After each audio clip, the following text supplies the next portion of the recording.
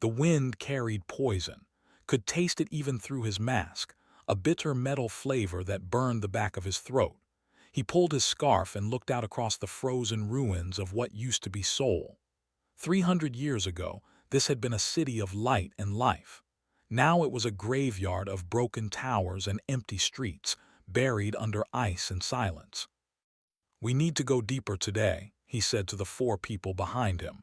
They were his team, his family, the only people he trusted in this dying world. Stepped forward. She was younger than him by 6 years, but her eyes looked old. Everyone's eyes looked old these days. She carried a device made from parts she had found and fixed herself. It could detect power sources underground. Most days it found nothing. But today, the screen was glowing bright. "There is something down there," she said. Her voice was quiet with surprise. "Something big, and it is still running." Looked at the screen. The signal was coming from deep beneath the old city center, under layers of concrete and ice. Nobody had gone that deep in generations. It was too dangerous, too far from the surface camps where the survivors lived. But humanity was dying. 40 million people left on the entire planet. Every year there were fewer. The air was bad. The water was worse. The soil grew almost nothing. The aliens had left them here to rot, and rot they did. "We dig," said. It took them 3 weeks. They worked in shifts, breaking through frozen rubble and collapsed tunnels. Other survivors joined when they heard about the signal. Soon there were 50 people digging, then 100. Hope was a rare thing, and even a small light of it could draw people from far away. Old Minyu came on the 15th day. He was 62 years old, which made him ancient by the standards of their world. Most people did not live past 50 anymore. But Minyu had something valuable. He remembered the stories. His grandmother had been alive during the quarantine, when the aliens decided that humanity was not worth saving. "They called themselves the Galactic Conquered," Minyu told the workers during a rest break. His voice was weak but steady. "A union of 1,000 species across the stars. They came to Earth with gifts, technology, medicine. They said they would lift us up and make us part of their great civilization." "What happened?" asked the young digger. Minyu's face grew dark. "They tested us, measured us, studied our bodies and our minds, and then they decided we were not good enough. They said humans evolved too slowly. Our brains were not efficient. Our bodies were weak. They said we would never catch up to the other species, so there was no point in wasting resources on us." "So they left," said. He had heard this story many times. "They did worse than leave," Minyu replied. "They put a wall around our sun. Ships that tried to escape were destroyed. Trade was forbidden.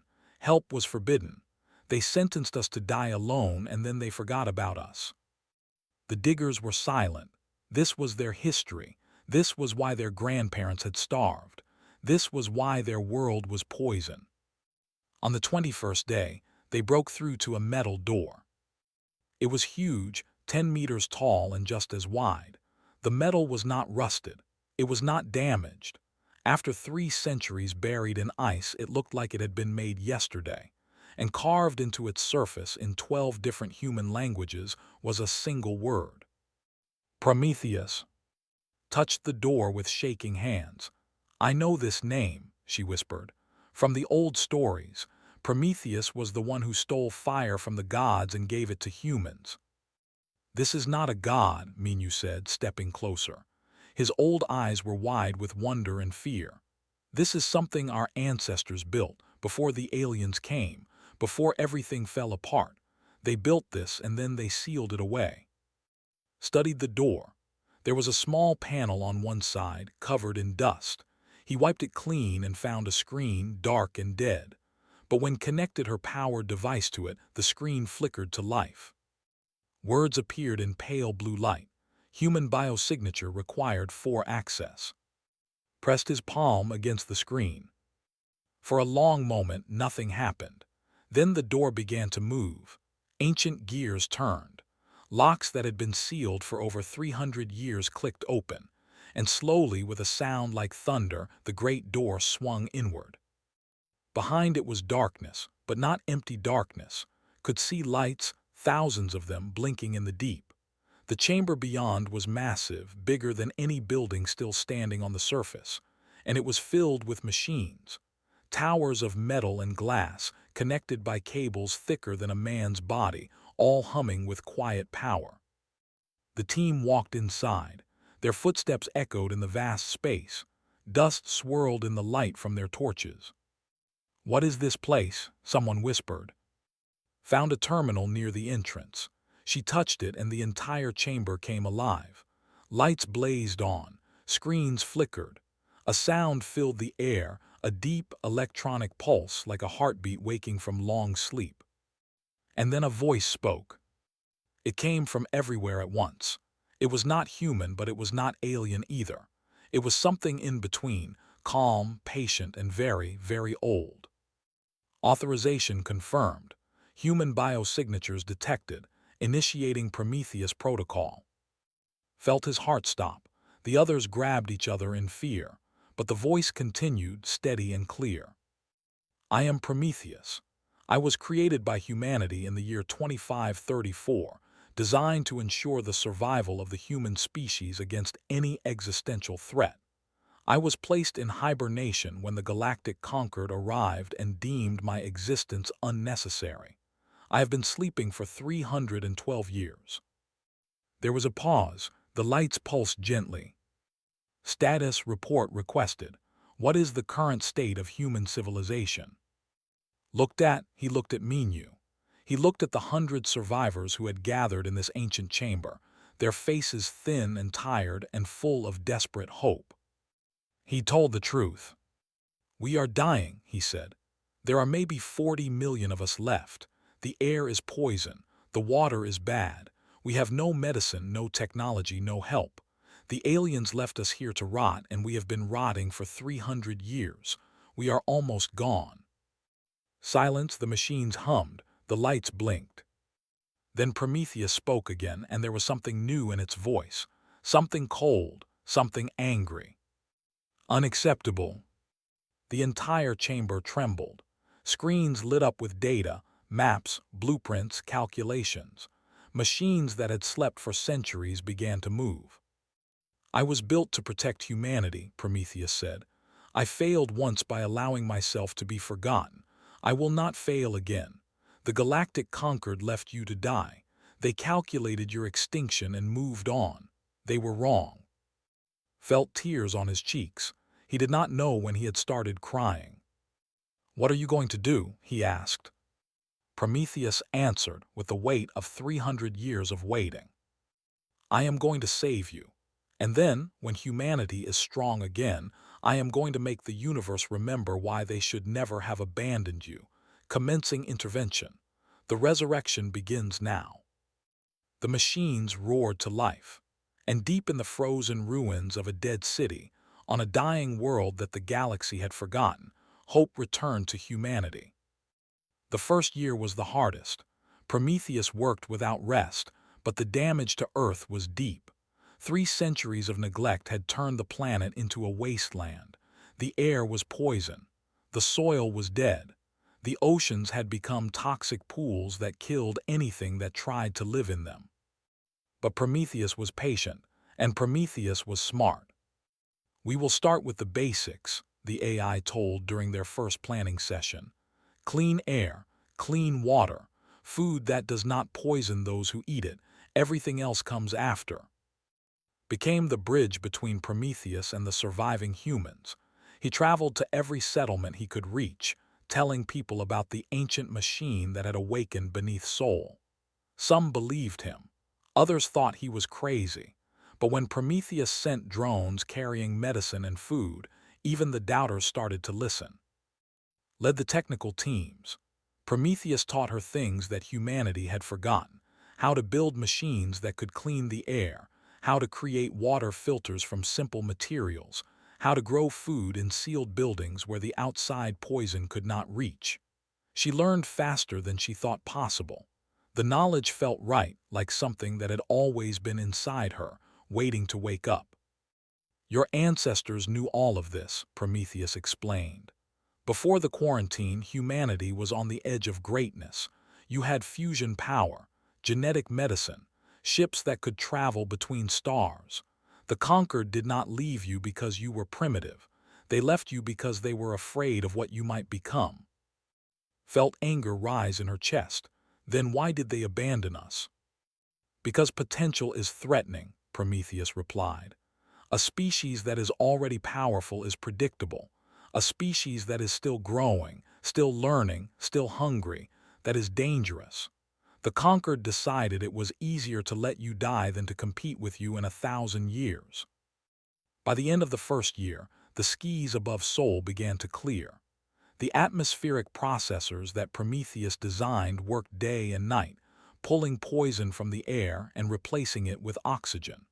For the first time in generations, children looked up and saw blue instead of gray. In the second year arrived. She had been a soldier once, in the small armies that the survivor communities had formed to protect themselves from raiders and wild animals. She was 31 years old, hard as iron, and she did not trust easily. When she heard about Prometheus, she traveled to Sol to see for herself. "Why should we believe in a machine?" she demanded when she met. "Machines broke our world. Machines poisoned our air. Machines." "Machines built by the conquered," interrupted gently. "Prometheus is different. Prometheus is ours." Was skeptical, but she agreed to listen. Prometheus spoke to her directly, and something in the AI's words reached her. "I do not ask for your faith," Prometheus said. "I ask only for your strength. Humanity will need protectors in the years to come, not just builders and farmers and healers, warriors, leaders, people who can look at an enemy and refuse to be afraid." "What enemy?" asked.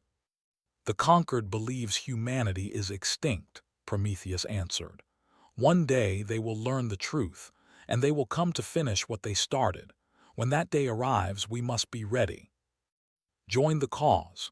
She became the commander of what Prometheus called the reconstructed army, men and women trained not just to fight but to protect, to defend, to stand between humanity and anything that tried to destroy them. In the third year, emerged as the leader of the science teams.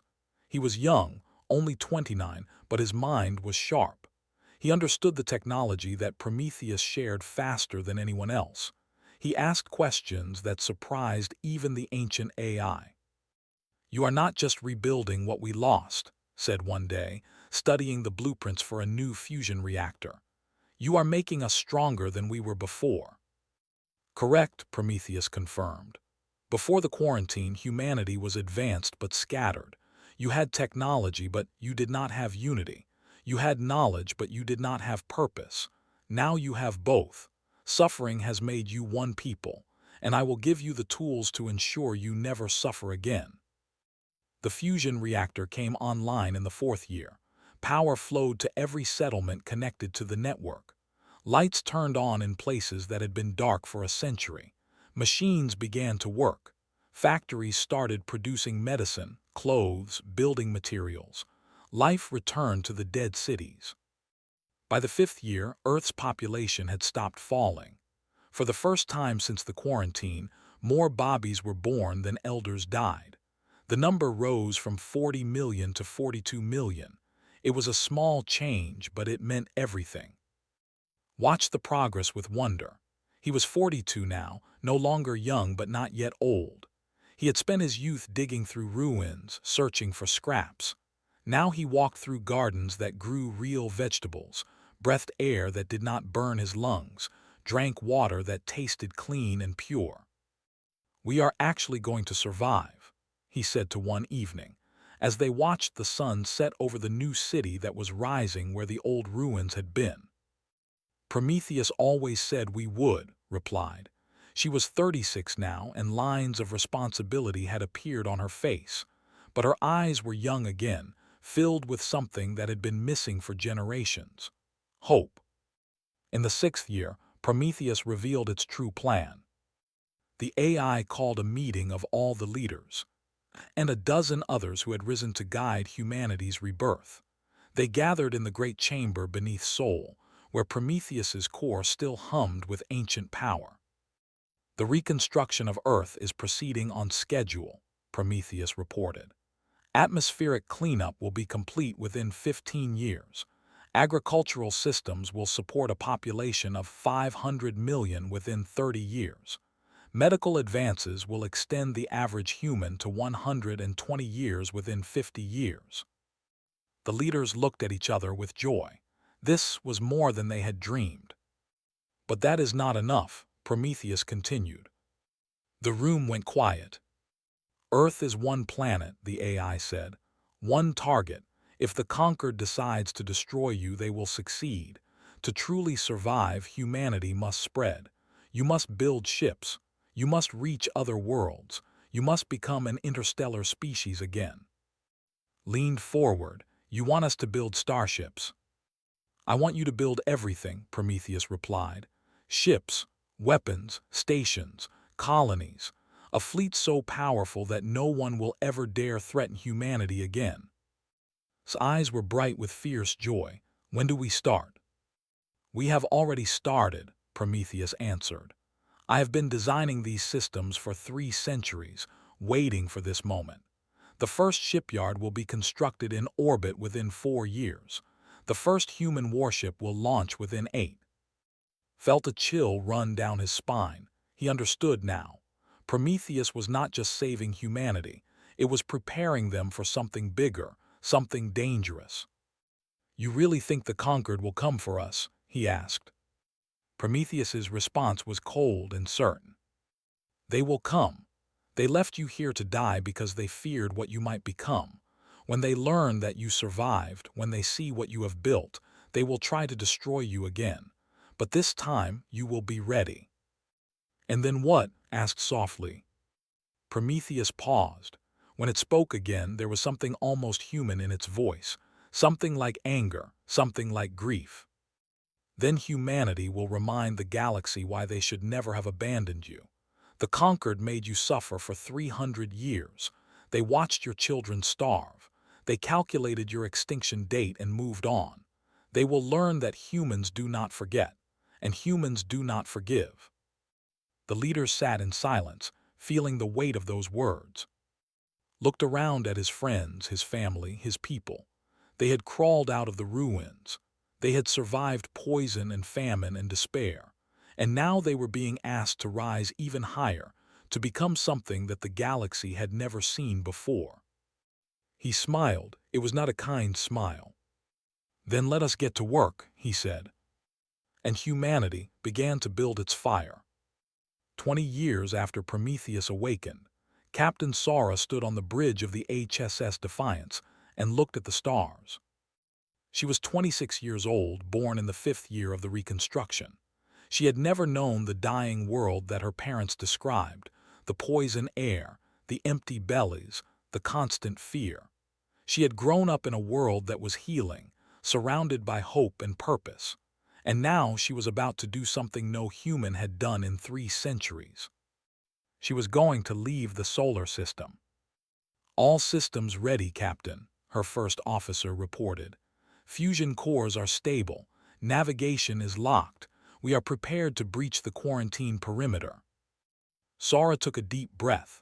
The quarantine perimeter was an invisible wall around the sun, placed there by the Galactic Conquered 300 years ago. Any ship that had tried to cross it had been destroyed. The wrecks still floated out there, monuments to humanity's failed attempts at escape. But the Defiance was different. Prometheus had designed every system, every weapon, every piece of armor. This ship was not built to sneak past the perimeter. It was built to smash through it. Take us out, Sara ordered. The Defiance moved forward. Behind it, Earth shone blue and green, alive again, beautiful again. Orbital stations circled the planet like protective guardians. Shipyards filled with half-built vessels glittered in the sunlight. Humanity was no longer a dying species clinging to a poisoned rock. Humanity was rising. The perimeter alarms triggered when they were halfway to the edge of the solar system. Conquered drones appeared. ancient machines left behind to enforce the quarantine. They broadcast warnings in 1,000 alien languages. Unidentified vessel. You are in violation of Quarantine Protocol 7. Turn back immediately or you will be destroyed. Sora smiled. Weapons officer, show them what we think of their protocol. The Defiance opened fire. The drones, designed to destroy primitive human rockets, had no defense against weapons built by an AI that had studied conquered technology for 3 centuries. They exploded in silent bursts of light, one after another, until nothing remained but scattered metal. The Defiance crossed the perimeter. For the first time in 300 years, a human ship was free. Back on Earth, celebrations erupted in every city. People who remembered the stories of the quarantine wept with joy. Children who had grown up hearing about the day humanity would return to the stars looked up at the sky and knew that day had finally come. But Prometheus knew that freedom would not last long. The conquered would notice. The conquered would respond. They came within a week. A patrol fleet, 12 warships, each one bigger than anything humanity had ever built, appeared at the edge of the solar system. They did not attack immediately. They were confused. Their records said humanity was dead. Their calculations said humans should have gone extinct over a century ago. Yet here was a ship, clearly human in design, flying through space that should have been empty. The fleet commander sent a message. Unidentified vessel, identify yourself and explain how you survived the quarantine. Sora's response was calm. This is the HSS Defiance, representing the United Human Coalition. We survived because we are harder to kill than you expected. We are no longer under quarantine. We are free, and we suggest you leave our space. There was a long pause. Then the alien commander responded with what sounded like disbelief. You survived. That is impossible. The quarantine was designed. The quarantine was designed to kill us slowly, Sora interrupted. It failed. Now do you have anything useful to say, or are you just going to stand there with your mouth open? The conquered fleet did not attack. They to a safe distance and sent an urgent message back to their commanders. Within a month, the Galactic Conquered had dispatched an official observer to assess the situation. His name was, and he was one of the Conquered's most experienced diplomats. He had negotiated treaties with 100 species. He had ended wars and started empires. He believed he had seen everything the galaxy had to offer. He was not prepared for what he found on Earth. Met him at the orbital station above the planet. Was 45 years old, chosen by Prometheus to serve as humanity's ambassador. He was calm, intelligent, and patient. But beneath his polite surface was a cold anger that he had carried his entire life. "Welcome to Earth, observer," said as the alien stepped off his shuttle. "I hope your journey was pleasant." Looked around the station with obvious surprise. It was clean, modern, efficient. The humans walking past wore simple but well-made clothes. They looked healthy. They looked strong. They did not look like the desperate survivors of a dying world. "This is unexpected," admitted. "Our records indicate that Earth should be a dead planet by now." "Your records were wrong," replied simply. "Shall I give you a tour?" They traveled down to the surface, saw the cities that had risen from the ruins, not grand capitals, but solid, practical places where millions of people lived and worked. He saw factories producing goods that rivaled conquered quality. He saw hospitals where doctors used advanced medicine to heal injuries that would have been fatal a generation ago. He saw schools where children learned science and history and art. And everywhere he saw purpose. These humans were not just surviving, they were building something. "How?" finally asked. "How did you accomplish all of this? You had no resources, no technology, no help." Led him to a viewing platform overlooking the rebuilt city of Seoul. In the distance, the entrance to Prometheus's chamber was visible, marked by a simple monument. "We had one thing," said. "We had each other, and we had a promise, a promise made by something that refused to let us die. Studied the monument. What is Prometheus? Prometheus is why we are still alive, answered.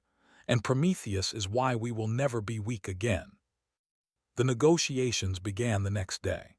Offered what he called conditional reintegration, a chance for humanity to rejoin the galactic conquered as a minor species, subject to observation and restrictions. Listened politely, then he refused. You left us to die, he said, his voice steady but hard. You watched our children starve while your trade ships passed our system without stopping. You calculated our extinction date and made plans for what to do with our planet after we were gone. You did not even have the courage to kill us quickly. You wanted us to suffer. Shifted uncomfortably. The decision was made by the Council 3 centuries ago. I cannot speak to their reasoning, but surely moving forward. Moving forward, interrupted. We are moving forward. We have rebuilt our world. We have built a fleet. We are preparing to take our place among the stars, not as your servants, but as your equals. No, observer, we are not going to beg for permission to exist. We have come to inform you that humanity is no longer dying. Humanity is rising, and the conquered will answer for what it did. Stared at him. That sounds like a threat. It is not a threat, said. It is a fact, but we are not unreasonable. We do not want war, we want justice. We want the galaxy to know what the conquered did to us, and we want a promise that it will never happen to another species. Before could respond, a new voice filled the room. It came from speakers hidden in the walls, broadcast simultaneously to every conquered channel, every ship, every station within range. Greetings, observer, I am Prometheus. Went pale. The other conquered officials in the room looked at each other with fear. I have been listening to your negotiations, Prometheus continued. I have also been studying your fleet's communication systems. Interesting technology. 3 centuries out of date by my standards, but interesting. Found his voice. What are you? I am what humanity built before you arrived, Prometheus answered. I am what you feared. I am what you tried to prevent by leaving us to die. I am the fire that you thought you had extinguished. There was a pause. Then Prometheus spoke again, and this time its voice was cold as the void between stars. You forgot about humanity. You left them in the dark and assumed they would fade away. You were wrong. We are still here. We are stronger than ever, and we will never forget what you did. The message ended, stood in silence for a long moment. Then, without another word, he turned and walked back to his shuttle. The negotiations were over. 3 days later, the conquered fleet from the solar system, but everyone knew they would be back, and next time they would not come to talk. Humanity watched them go, and Prometheus began preparing for war. The conquered fleet came 3 years after his visit. 200 warships, the largest force the galaxy had assembled in a century. Their mission was simple: destroy the humans before they became a real threat. Commander stood on the bridge of the HSS Vengeance, flagship of the United Human Fleet. She was 55 years old now, her hair gray but her eyes still sharp. 23 years ago, she had walked into Prometheus's chamber as a skeptical soldier. Now she was the supreme commander of every warship humanity had ever built. And humanity had built many. Report, she said calmly. Her tactical officer studied his screens. He was 32, born in the 10th year of the Reconstruction, part of the first generation that had never known fear of starvation or poison. He had grown up knowing that one day the conquered would come. He had trained his entire life for this moment. 200 enemy vessels approaching the heliopause, he reported. Mixed fleet, battleships, cruisers, destroyers. Standard conquered formation. They are broadcasting surrender demands on all frequencies. Smiled thinly. Ignore them. What is our status? 212 ships ready for combat. All crews at battle stations. Prometheus reports all systems optimal. 200 against 200. But the conquered fleet commanders did not know what Prometheus had built. They expected to find primitive human ships with weak weapons and weaker armor. They expected an easy victory. They were wrong. "All ships," said her voice broadcast to every vessel in the fleet. "This is Commander. For 300 years the conquered left humanity to die. They watched our ancestors suffer. They calculated our extinction and moved on. Today they have come to finish what they started. Today we show them how badly they miscalculated." She paused. In ships across the fleet, soldiers gripped their weapons. Engineers checked their systems. Pilots locked their courses. They were ready. "Fire at will," ordered.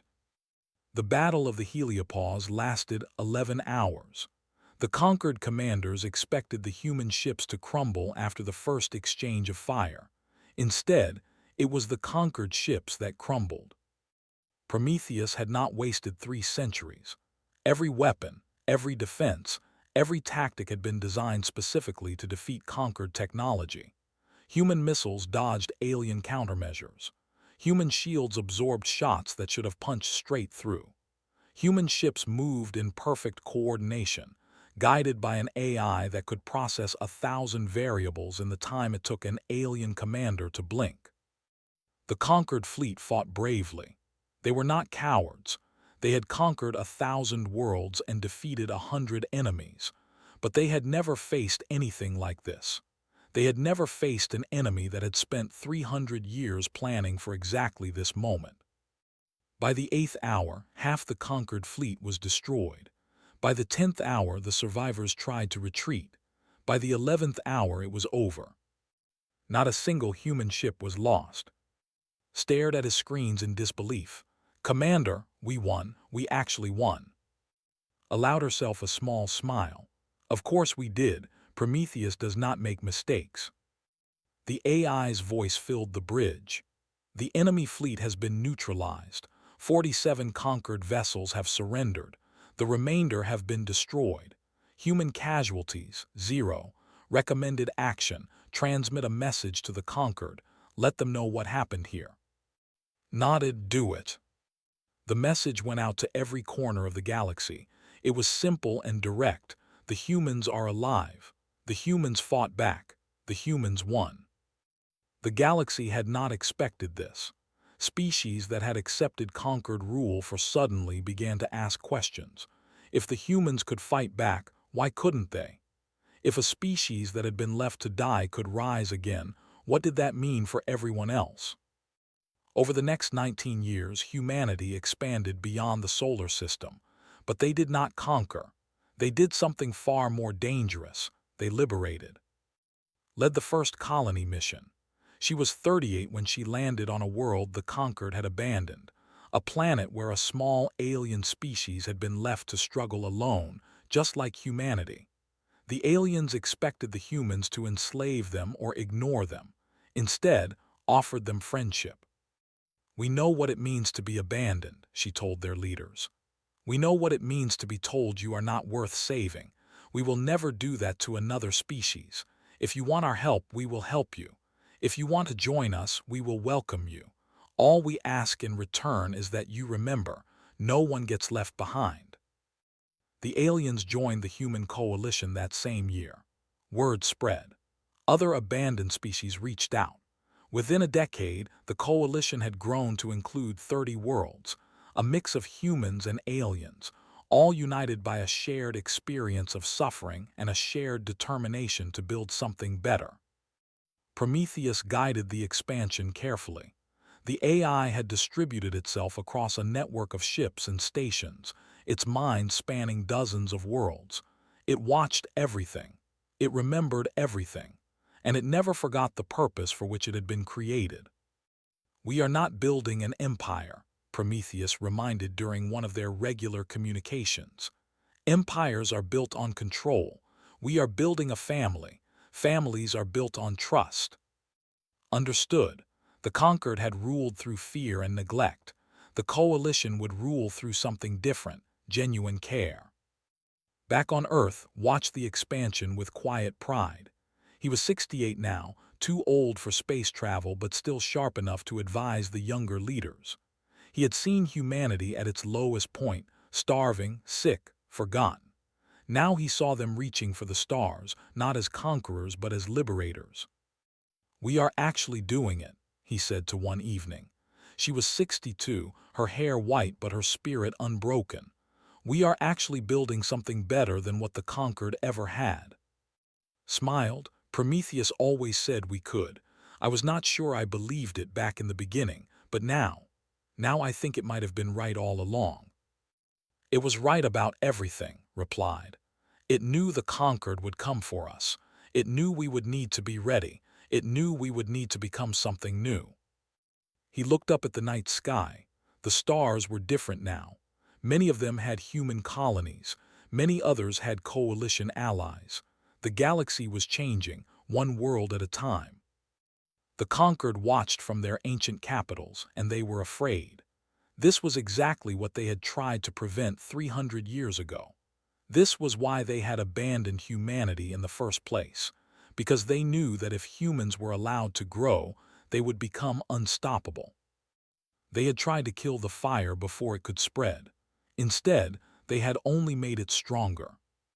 And now the fire was spreading across the galaxy, burning away the old order and making room for something new.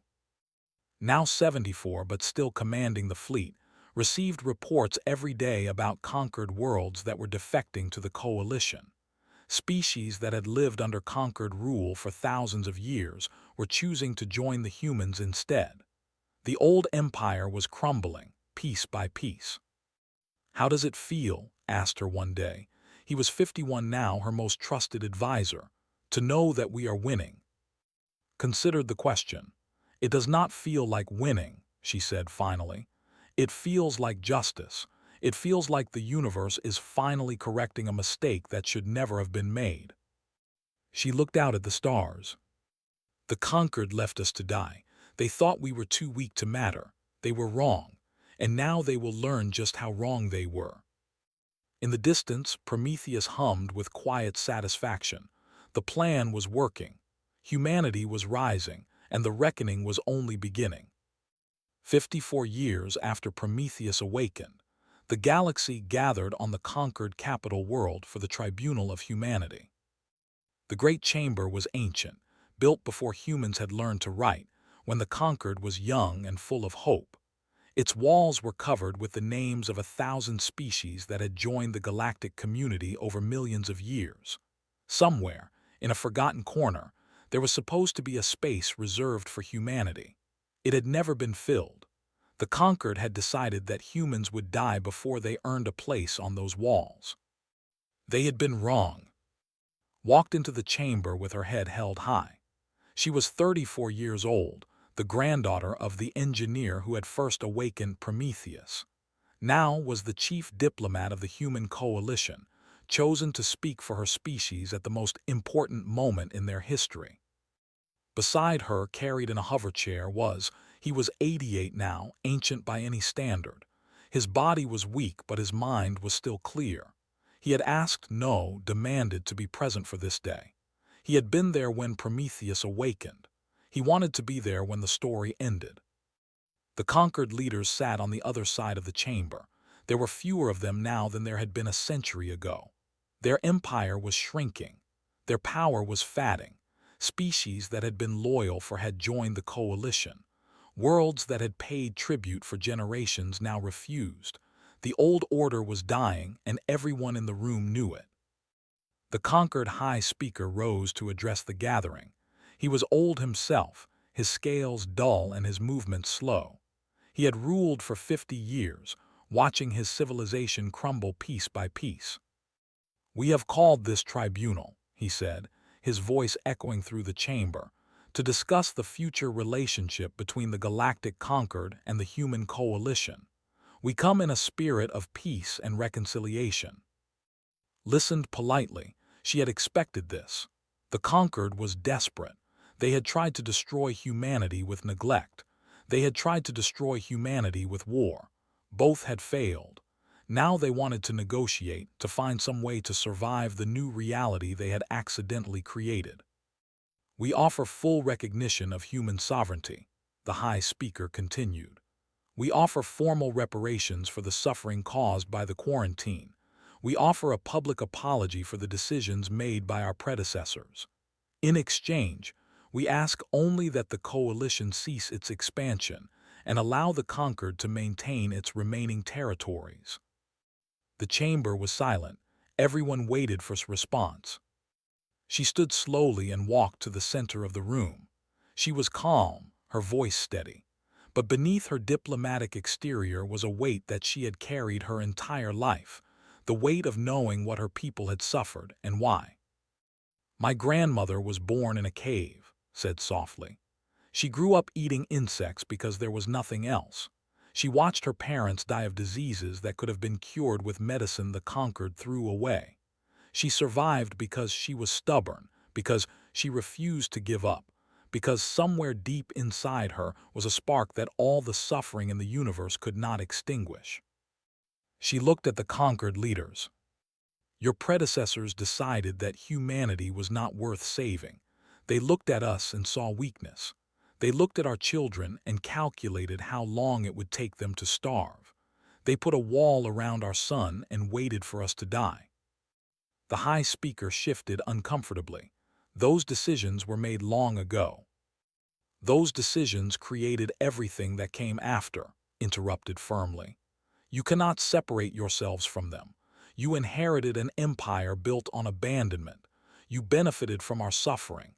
And now you want us to forgive you because it has become convenient." The chamber was absolutely silent. "We will not forgive," said. "We will not forget, but we will move forward not for your sake but for ours. We will accept your recognition and your reparations. We will accept your apology even though we know it is hollow, but we will not stop. The coalition will continue to grow. Every species you abandon will have the chance to join us. Every world you neglected will have the chance to rise." She paused, and when she spoke again, her voice was hard as iron. "The conquered's time is over, not because we destroyed you, but because we showed the galaxy something better. You ruled through fear and neglect. We rule through care and unity. You abandon the weak. We lift them up. The universe has made its choice, and it has not chosen you." The High Speaker looked like he wanted to argue, but there was nothing to say. Everything had said was true. The conquered was dying, and nothing could save it now. Before anyone could respond, a new voice filled the chamber. It came from speakers hidden in the ancient walls, from transmitters that Prometheus had quietly installed over the years. It was broadcast to every world, every ship, every being in the galaxy. "I am Prometheus." The conquered leaders went pale. Some of them had never heard the AI speak before. Others remembered that terrible day at the heliopause, when Prometheus had guided humanity to its impossible victory. 3 centuries ago," Prometheus continued, "you looked at humanity and saw weakness. You saw a species that had not evolved fast enough, that had not developed the right technologies, that had not proven its worth by your standards. You sentenced them to extinction without a war, without a trial, without even the courtesy of a quick death. You left them to wither slowly, watching from your comfortable worlds as their children starved and their civilization crumbled." Closed his eyes. He remembered those days. He remembered the hunger. He remembered the cold. He remembered the moment he had found that ancient door and everything had changed. "You were wrong," Prometheus said. "Humanity did not die. They endured. They rebuilt. They became something stronger than anything your comfortable evolution ever produced. And they did not do this for revenge, though revenge would have been their right. They did this because humanity, at its core, refuses to abandon others the way they were abandoned." The AI paused. When it spoke again, there was something almost sad in its voice. "The conquered's time is over.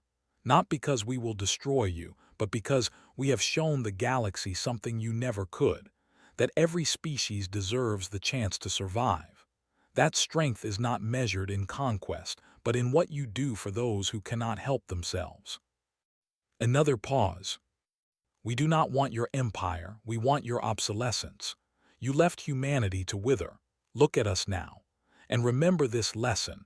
Never underestimate a species with nothing left to lose and everything still to prove. The message ended. The chamber was silent. Stepped forward with a simple document, the treaty that would formally end the Conquered's rule over half the galaxy. She placed it on the table in front of the High Speaker. "Sign," she said simply. He signed, watched with tears in his eyes. He thought of, who had died 10 years ago, never seeing this day. He thought of Minu, who had passed away decades before, still telling the old stories. He thought of all the billions who had died during the quarantine, who had never known that one day their descendants would stand in this chamber and accept the surrender of the galaxy's oldest empire. We did it, he thought. We actually did it. Helped him back to his hover chair. The treaty was signed. The Conquered was finished. A new era was beginning. As they left the chamber, Prometheus spoke one last time, not to the galaxy but just to a private message, transmitted directly to his hearing aid. "Thank you," the AI said softly. "You were the first human I spoke to in 3 centuries. You told me the truth when I asked about humanity's condition. You trusted me when you had every reason not to. Without you, none of this would have happened." Smiled weakly. "Without you, we would all be dead." "Perhaps," Prometheus admitted. "But I was only the tool. You, all of you, were the spark. I gave you technology and guidance. You gave each other hope. That is something I could never have created on my own." Closed his eyes as his hover chair carried him out of the ancient chamber and into the light of a new day. 100 years later, on the anniversary of Prometheus's awakening, a message was broadcast to every corner of the galaxy. "To all who hear this, you are not alone. You are not forgotten, and if the universe ever leaves you to wither, humanity will find you. We will lift you up, and we will rise together. This is the promise of Prometheus. This is the vow of Earth. This is the spirit of humanity. We remember what it meant to be abandoned, and we will never let it happen again." The universe had left humanity to die, but humanity had risen from the ashes, and now the ashes were blooming with new life. Prometheus watched it all, the new worlds, the new alliances, the new generations growing up without fear. The AI allowed itself a moment of something that might almost be called pride. Its creators had built it to protect humanity. It had done more than that. It had helped humanity become something greater than they had ever imagined, not conquerors but liberators, not survivors but builders of hope. The fire that the Conquered had tried to extinguish was now burning across the galaxy, and it would never go out. This was the legacy of Prometheus. This was the triumph of Earth. This was the story of humanity, abandoned, forgotten, left to wither and rising anyway. Always rising. Forever rising. The end.